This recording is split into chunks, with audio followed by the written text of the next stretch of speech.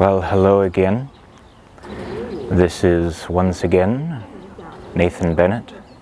I have not yet changed my name. I don't keep any spares in my name case, so I'm going to just have to go with the usual one. Today, instead of being in Sanlitun in Beijing, where yesterday there was an awful cleaning machine going somewhere in the background.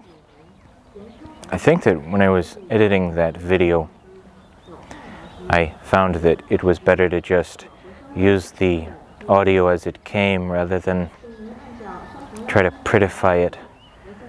A microphone is better than just the microphone on the camera. Got one right here. This time I'm just trying connecting the microphone directly to the camera to see what that's like, because I'm too lazy to try to find the battery for the recorder. So this is how you get to know your equipment. Today I'm at the Temple of Heaven. I've always loved this place. The first time I came here, it's like transcendently beautiful. It's like, if you don't believe that beauty is an objective thing that exists no matter whether you see it, the Temple of Heaven maybe is one such place that will show you that it exists. Here I'll kind of rotate a little bit to get some of the trees. It's like there's so many different kinds of trees. I'm not really even in one of the main parts of the park, where you see the beautiful dome thing. It's like, like this is nature where it's, like it has humans,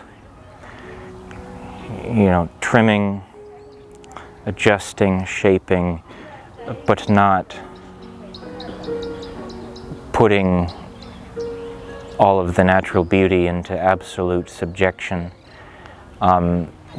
Trees can just be themselves. Squirrels can just be themselves.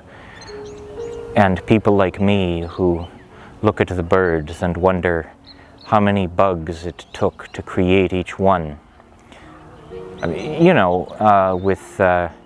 With birds, it's like they go eat a bunch of bugs, and that goes into the bird that they become, but they're also constantly pooping. So, they only take a little bit out of each bug to become bird, though the protein content that they get from the bug. Well, some birds eat birds, but they usually eat other kinds of birds. Anyway, here we are at the Temple of Heaven, so so here's kind of an update on the going to Romania situation, just figuring out paperwork, figuring out what to do so that, we can, crossing borders is like, there's a certain parallel to getting married, getting engaged. You kind of want to know what the answer is going to be before you ask it.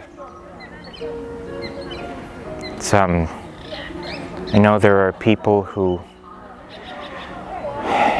ask on the first date, will you marry me? And they maybe even get yes answers. Everybody has a different story, but in this case, I'd like to know that I can go and have the paperwork all be straight. So, just figuring out the details.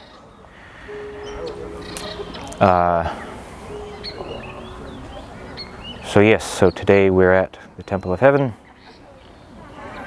and so when it's kind of funny, life gives all these funky little gifts It's like, all right, I was ready to leave when I was ready to leave. So now, because I've got to wait, well, I don't have work that I have to do, so I can just actually take a last visit to some of these different places in Beijing I've always loved to be. Seeing everything reminds me of things, and then maybe that makes the memory of other times stronger, because like here it is, I get to review. It's one of the things about memory. It's like you need to be looking at the places where things happened or the things used for certain things. You need to see it in order to be able to remember.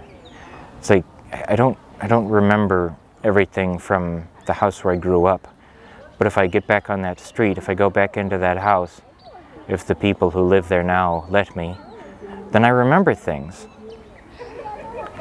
So this is a good chance to reinforce the memory. Well, that's it for this one. So, final thought here as I use my stuff here.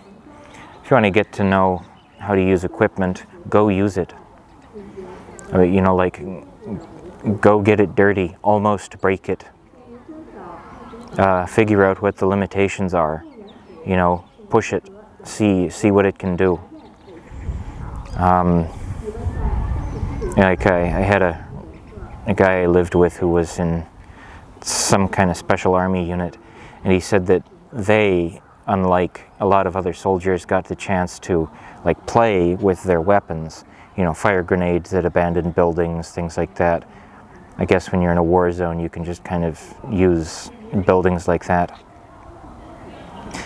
They got to know the limitations of their weapons. So in combat, then they know what it can do.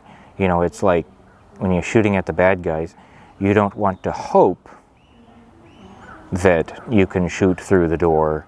You want to know, okay, it's going to take 3 bullets, or it's going to take, because like if there's only 2 bullets left in the gun, it's like then you're in trouble. It's like you need to know how this works. So you need to take the time to practice. Well, thank you for coming along with me today. I'm going now to sign out.